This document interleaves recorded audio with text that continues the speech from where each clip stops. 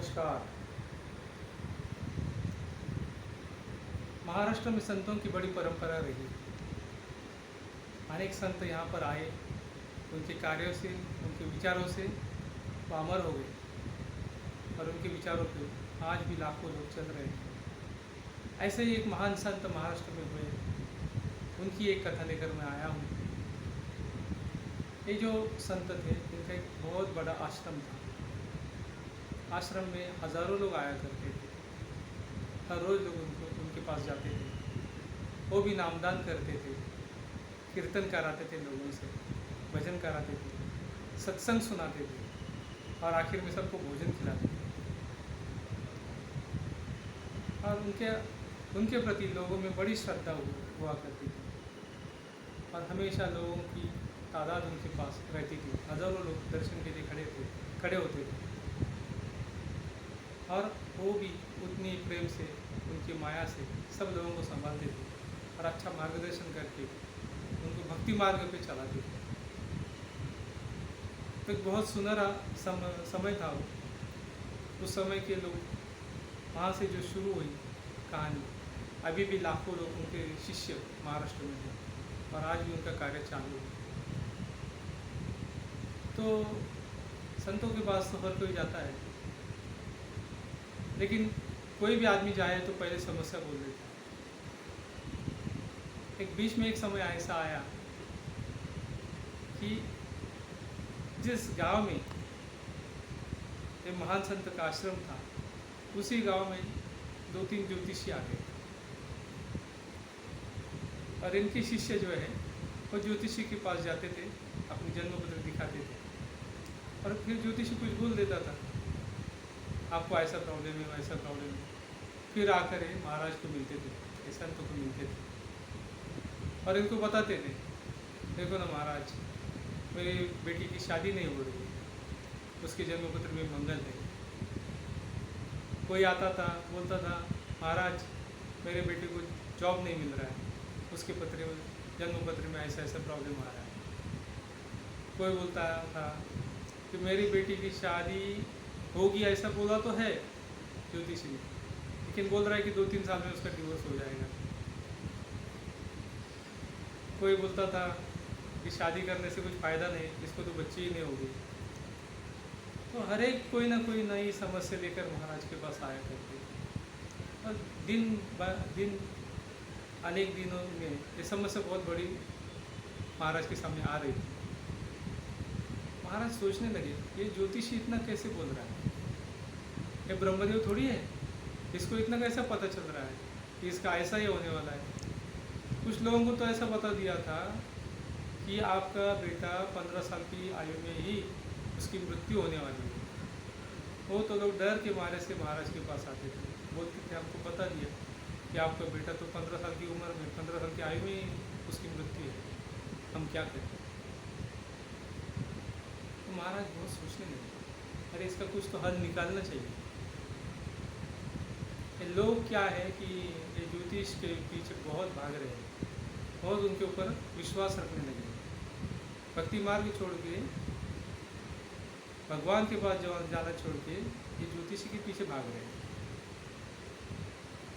महाराज जी बोले, एक काम करो, तुम्हें जो सबसे अच्छा ज्योतिष लगता है उसको मेरे पास लेके आओ,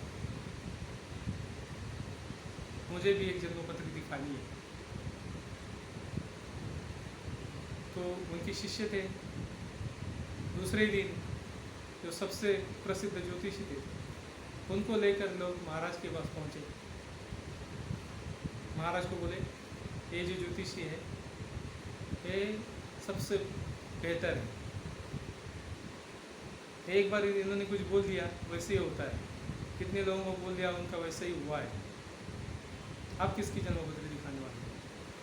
नहीं बोले, वही हमारे है, उनकी दिखाने वाला। तो जन्मपत्री महाराज ने वो गुरुजी के हाथ में दे दी और गुरुजी से पूछा, ये जन्मपत्री देख के मुझे बताओ कि आदमी कुछ काम करेगा, इसके जीवन में कुछ बनेगा, ये लोगों की कुछ मदद करेगा, लोगों के लिए कुछ काम करेगा, इसकी शादी होगी। बहुत सारे प्रश्न उनको पूछे। ज्योतिषी बैठ गए, बोले मैं चेक करता हूँ।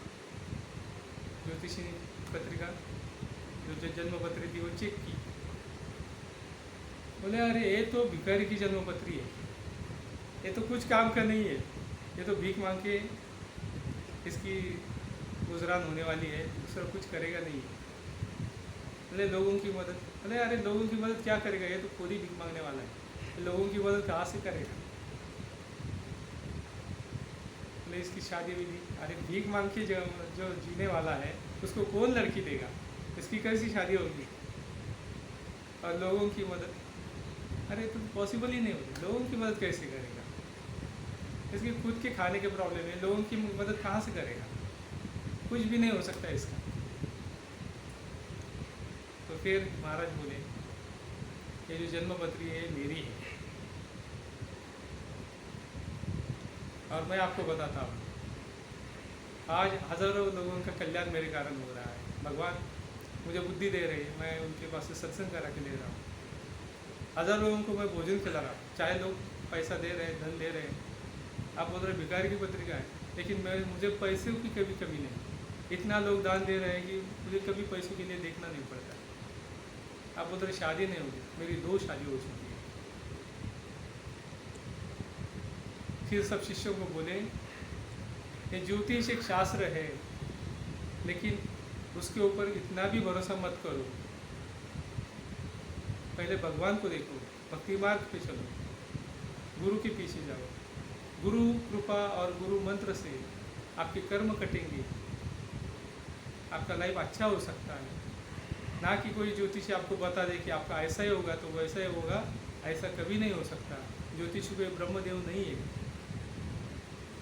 खुद का एग्जाम्पल देकर अपने सभी शिष्यों को समझाया, और सभी जितने भी शिष्य थे उनको भी ये कहानी बता दी कि ज्योतिष फाइनल नहीं है, ज्योतिष फाइनल नहीं हो सकता है, उसका वर्ड फाइनल नहीं हो सकता है, ये बात समझ लो और भक्ति के मार्ग में चलो, गुरु के मार्ग में चलो, गुरु कृपा पालो और गुरु मंत्र कभी छोड़ो नहीं। ऐसे के महाराष्ट्र के संत आज भी मुझे लगता है कि समाज में ये चीज़ लोगों को पता होनी चाहिए। आज भी लोग बहुत ज्योतिषी के पीछे ही भाग रहे हैं, उसके ऊपर ही ट्रस्ट कर रहे हैं। तो महाराष्ट्र के संतों ने जो उपदेश किया है वो आज भी उतना ही इम्पोर्टेंट है, इसलिए आज ये कहानी लेकर आया। राधे कृष्ण।